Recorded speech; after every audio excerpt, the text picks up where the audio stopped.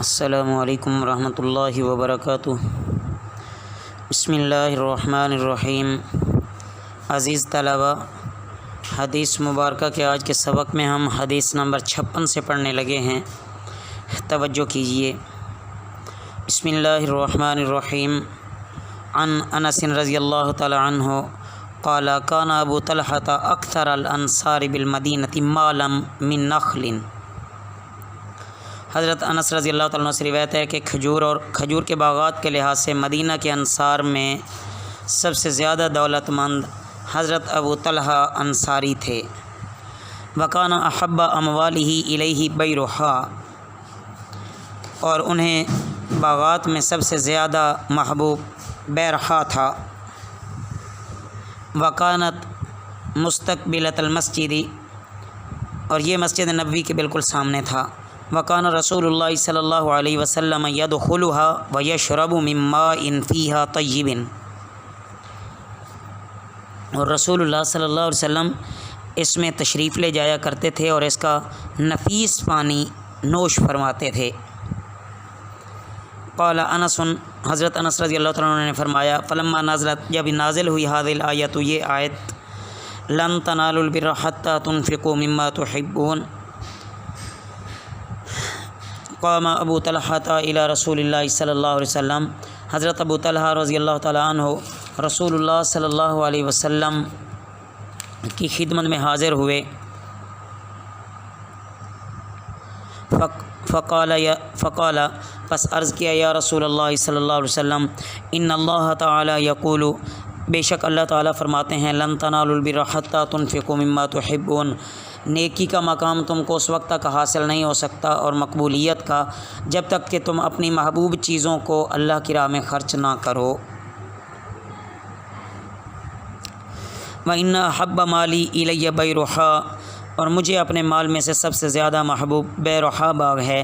وَإِنَّهَا صَدَقَةٌ لِلَّهِ تَعَالَى أَرْجُو بِرَبِّهَا وَذُخْرَهَا عِنْدَ اللَّهِ فَضَاحَا يَا رَسُولَ اللَّهِ حَيْثُ أَرَاكَ اللَّهُ، مجھے امید ہے،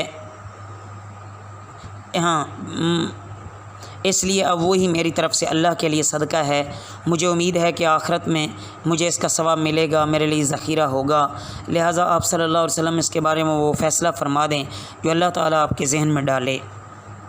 فقال رسول اللہ صلی اللہ علیہ وسلم، بخ بخ ذالک مال رابح، رسول اللہ صلی اللہ علیہ وسلم نے فرمایا، واہ واہ، یہ تو بڑی نفع مند جائیداد ہے۔ وقد سمعت، اور میں نے سن لی، ما قلت، جو آپ نے کہا، وإنی ارى ان تجعل فی الاقربین، اور میں سمجھتا ہوں کہ تم اس کو اپنے ضرورت مند قریبی رشتہ داروں میں تقسیم کر دو۔ فقال ابو طلحہ، ابو طلحہ رضی اللہ تعالیٰ عنہ نے عرض کیا، افعل یا رسول اللہ صلی اللہ علیہ وسلم، میں یہی کروں گا یا رسول اللہ صلی اللہ علیہ وسلم۔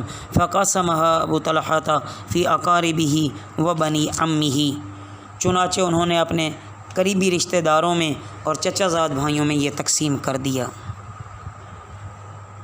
عزیز طلبہ،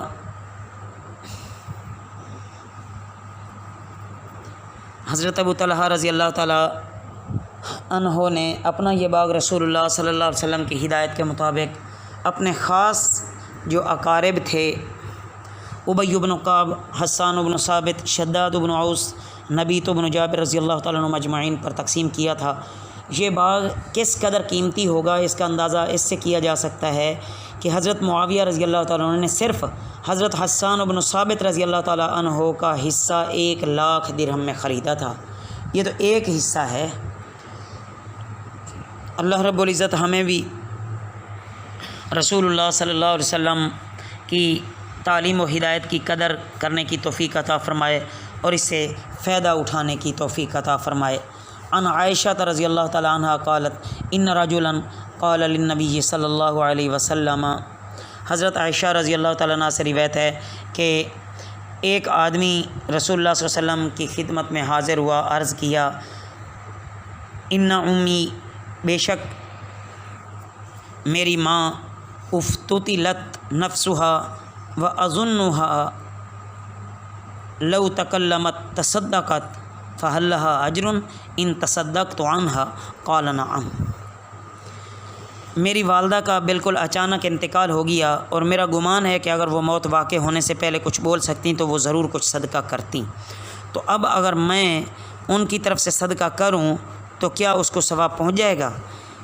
रसूलुल्लाह सल्लल्लाहु अलैहि वसल्लम ने फरमाया हाँ, यानी पहुंच जाएगा।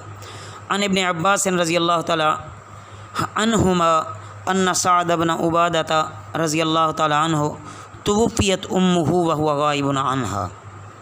हज़रत इब्न अब्बास रज़ियल्लाहु तआला अन्हुमा से रिवायत है कि सअद बिन उबादा रज़ियल्लाहु तआला अन्हु की वालदा का इंतकाल हुआ इस हाल में कि सअद मौजूद नहीं थे।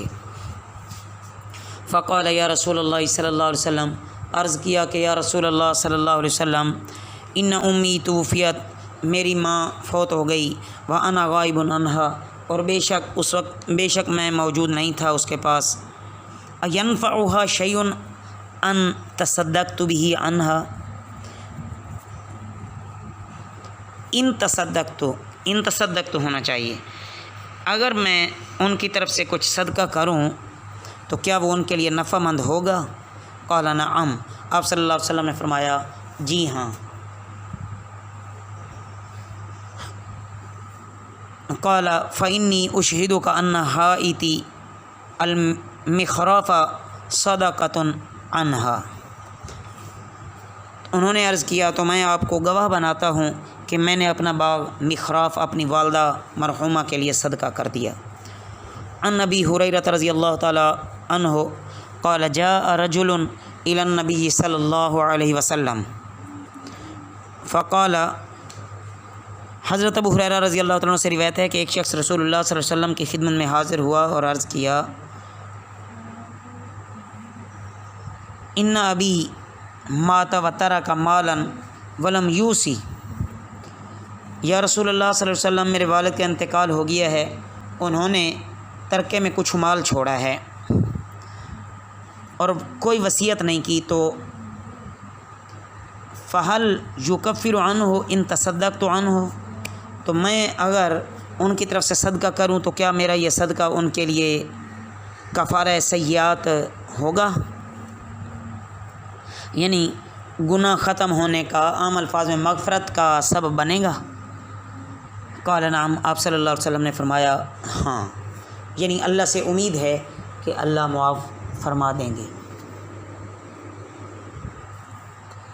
अन अब्दुल्लाह इब्न अम्र इब्न अल-आस रज़ियल्लाहु तआला अन्हु अन्नल आस इब्न वाइल नज़र फ़िल जाहिलियति, हज़रत अब्दुल्लाह बिन अम्र बिन आस रज़ियल्लाहु तआला से रिवायत है कि बेशक आस बिन वाइल रज़ियल्लाहु तआला आस बिन वाइल ने ज़माना जाहिलियत में नज़र मानी, अन यनहरा मियत बुदनतन, ये कि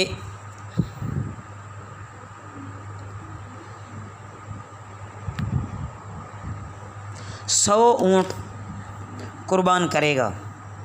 व अन्ना हिशाम बिन अल-आस नहरा हिस्सतहु 50, और बेशक हिशाम बिन आस ने अपने हिस्से के 50 कुर्बान कर दिए। व अन्ना अमरन, और बेशक अम्र सअल नबी सल्लल्लाहु अलैहि वसल्लम अन ज़ालिका, और अमर ने हज़रत नबी करीम सल्लल्लाहु अलैहि वसल्लम से इस बारे में सवाल किया। फ़क़ाला, आप सल्लल्लाहु अलैहि वसल्लम ने फरमाया, अम्मा अबू का लव अक़र्र बित्तौहीद, कि अगर तुम्हारे बाप ईमान ले आए होते, फ़सुमता व तसद्दक़ता, तो रोज़ा रखता और सदका करता, अनहु उसकी तरफ से, नफ़अहु ज़ालिका, तो वो उसको नफ़ा पहुँचाता। मतलब यह है कि कुफ्र और शिर्क की हालत में मरने की वजह से अब तुम्हारा कोई अमल उनके काम नहीं आ सकता।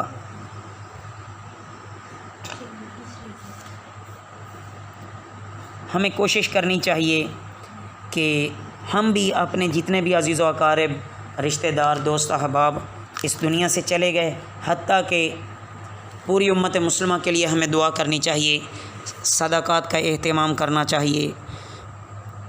तो हम अगर करते रहेंगे تو انشاءاللہ اللہ سے امید ہے کہ اللہ ہمارے لیے بھی ایسے صدقہ جاریہ کرنے والے ضرور پیدا فرما دے گا۔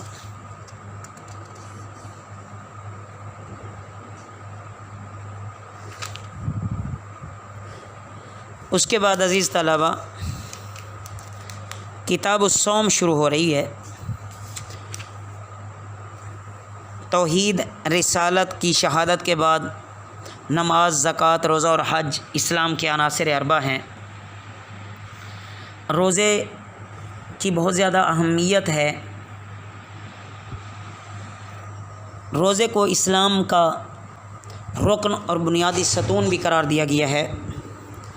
اللہ تعالیٰ نے خود قرآن پاک میں فرمایا ہے یا ایھا الذین آمنوا کتب علیکم الصیام کما کتب علی الذین من قبلکم لعلکم تتقون، کہ اے ایمان والو تم پر روزے فرض کیے گئے ہیں جس طرح تم سے پہلے امتوں پر بھی فرض کیے گئے تھے تاکہ تم میں تقوی پیدا ہو یا تاکہ تم تقوی اختیار کرو۔ باقی عزیز طلبہ حدیث میں اس کی بہت بڑی فضیلتیں آئی ہیں، اور رمضان شریف کی ہی تو یہ فضیلت ہے کہ اسی میں اللہ رب العزت نے لیلۃ القدر جیسی عظیم رات رکھی ہے کہ جس نے لیلۃ القدر کو پا لیا اس نے 1000 مہینوں سے بھی زیادہ عبادت کا ثواب پا لیا۔ بہرحال روزے کا اہتمام کرنا ہر مومن پر فرض ہے۔ باقی جن کے لیے کچھ چھٹکارا ہے یا اجازت ہے وہ آگے مزید وضاحت آ جائے گی۔ اسی میں تراویح بھی ہے۔ یہ اجتماعی عبادت کا ایک طریقہ کار ہے جو کہ اس امت میں رائج ہے۔ دن کو روزوں کے ساتھ اور رات کو تراویح کے ساتھ گزارا جائے تو پورے کے پورے ماہ رمضان کی برکات مل جانے سے اس مبارک مہینے کی نورانیت اور تاثیر میں وہ اضافہ ہوتا ہے کہ ہر وہ بندہ محسوس کر سکتا ہے جو ان باتوں سے کچھ بھی تعلق رکھتا ہو، یعنی جس نے ان باتوں سے اپنا تعلق جوڑے رکھا تو وہ انشاءاللہ ضرور ان باتوں کا اثر محسوس کرتا ہے۔ عن ابی ہریرہ رضی اللہ تعالی عنہ قال قال رسول اللہ صلی اللہ علیہ وسلم، حضرت ابو ہریرہ رضی اللہ تعالیٰ عنہ سے روایت ہے کہ رسول اللہ صلی اللہ علیہ وسلم نے فرمایا اذا دخل رمضان، جب رمضان آتا ہے، فتحت ابواب الجنتی، جنت کے دروازے کھول دیے جاتے ہیں، وغلقت ابواب جہنم، اور جہنم کے دروازے بند کر دیے جاتے ہیں،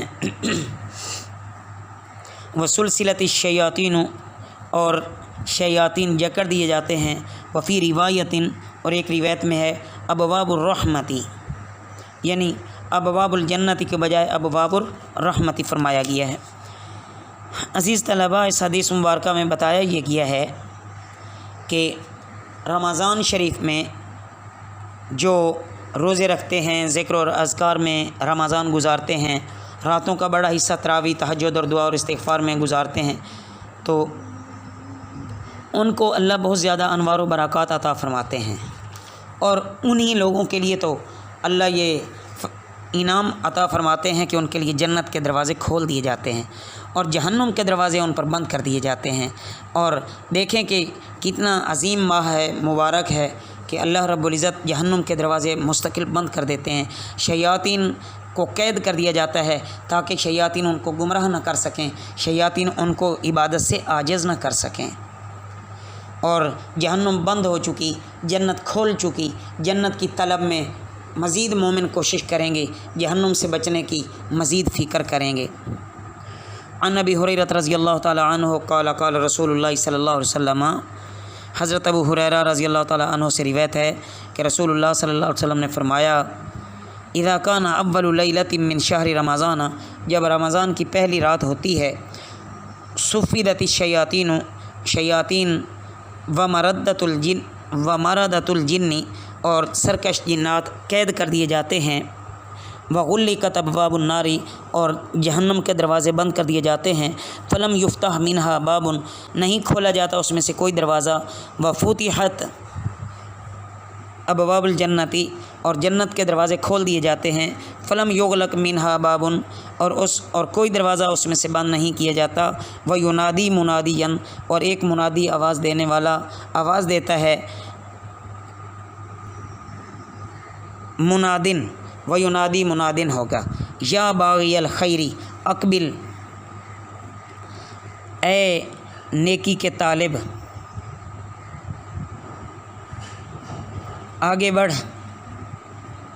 و یا باغی الشری، اور اے بدکاری کے شوقین اکثر رک جا، وللہ اتقاء من النار، اور اللہ کی طرف سے بہت سے بندوں کو دوزخ سے رہائی دی جاتی ہے، وذالک کل لیلۃ، اور یہ سب رمضان کی ہر رات میں ہوتا ہے۔ اللہ رب العزت ہمیں ان احادیث مبارکہ کو صحیح سمجھنے اور ان پر عمل کرنے کی توفیق عطا فرمائے۔ وما علینا الا البلاغ المبین۔